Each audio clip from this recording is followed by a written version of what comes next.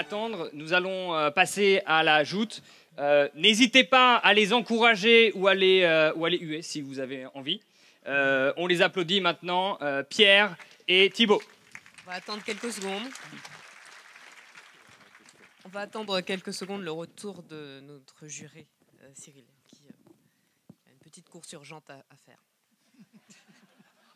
Il sera de retour d'ici peu. Ah ouais, va falloir improviser. Va falloir broder. Alors, avec donc les journées de l'éloquence, on a formé donc de mardi à vendredi des lycéens à la prise de parole en public et au débat. Et c'est quelque chose qu'on fait depuis un moment parce que la prise de parole est jamais enseignée, alors que c'est notre premier moyen de communication. Ce qui est assez absurde. J'ai ouï dire que Madame le maire voulait vraiment faire des cours d'oratoire et de débat dans les écoles. Et c'est très important. Et je remercie vraiment Jérémy et Ghislain d'avoir fait confiance à la Fédération francophone de débat. Et voilà. Cyril, ça devient gênant. Et peut-être que vous pouvez prendre la parole aussi. Sauvé par le monde. Et Cyril est revenu, la joute, mesdames et messieurs. J'étais allé aux toilettes discrètement. Ça s'est pas remarqué. Toujours. C'est ça d'avoir un gros cul. La plume face à l'épée. Astérix face à Obélix. David face à Goliath. Et moi qui craignais d'avoir planté l'ambiance. Bon, cher Thibaut, j'ai trouvé que la première partie de ton discours était d'un larmoyisme assez touchant et à vrai dire tout à fait émouvant. Merci. L'épée qui tranche les plumes, l'épée qui tranche la plume, c'est quelque chose à laquelle, en tout cas réifié, on n'y avait pas pensé, quoi. Je jamais imaginé qu'on pouvait plumer un coq à l'épée, par exemple. Et alors, vous nous avez dit que l'épée, ce sont les actes. Et donc, l'opposition originelle qui était la plume contre l'épée est devenue le blabla contre l'action, si vous voulez.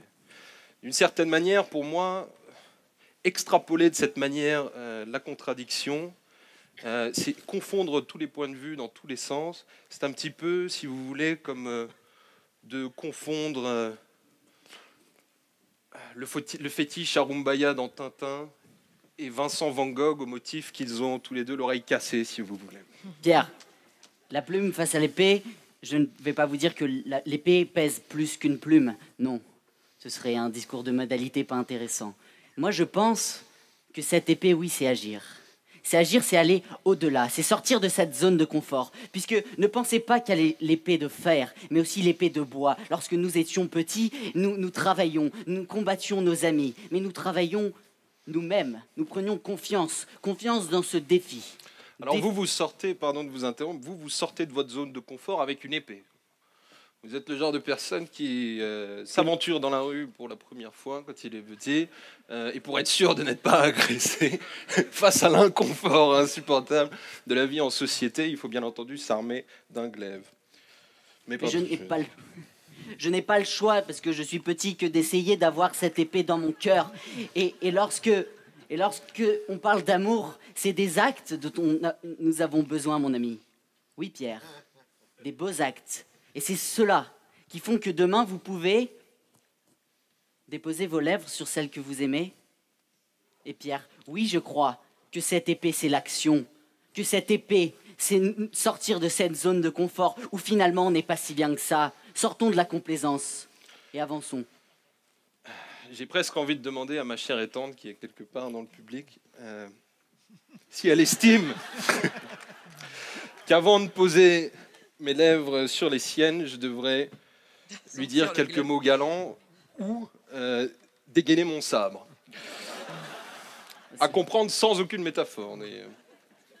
Moi, je suis pour qu'on dégaine son sabre assez vite. Hein. Eh ben, écoutez, puisque vous m'y enjoignez, Et si vous dégainez trop vite,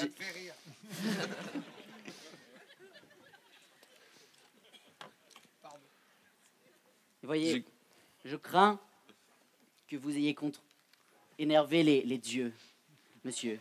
Oui, à parler trop de chibres dans cet espace merveilleux qu'est le pavillon, il en fallait bien de l'audace, mon ami.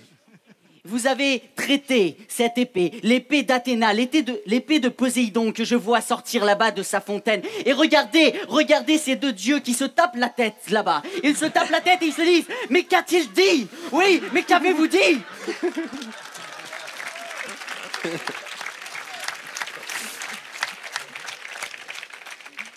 Et sinon, vous prenez des produits ou ça sort comme ça, quoi. Je donne des coups d'épée, Je veux bien parfois la ça même, me hein. donne de l'adrénaline. je trouve que vous parlez trop bien pour être sincère. Si l'on suit votre raisonnement, Vos effets de manche. il faut agir et vous ne faites que parler.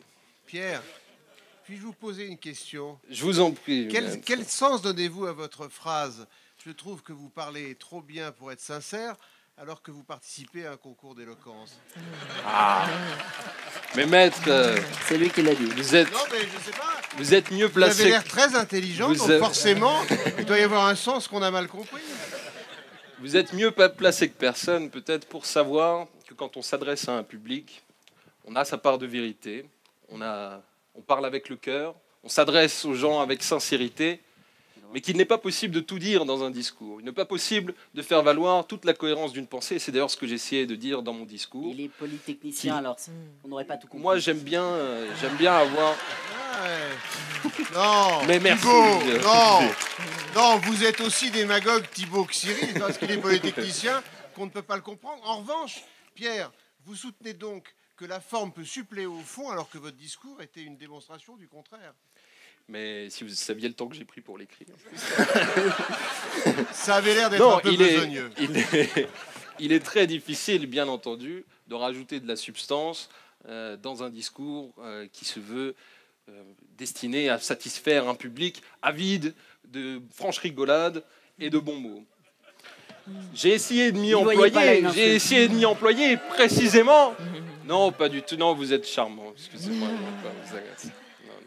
Non. Mais il est très difficile, effectivement, de faire passer la substance dans la forme. Oui, après, bien entendu.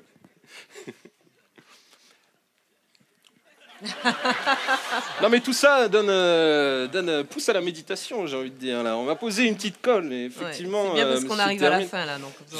Non, mais je me dis que je pourrais, pour conclure, étant donné le statut et l'aura de polytechnicien dont je bénéficie, prendre une moue pensive et donner l'impression qu'il se passe quelque chose dans mon cerveau alors que je suis totalement terrorisé.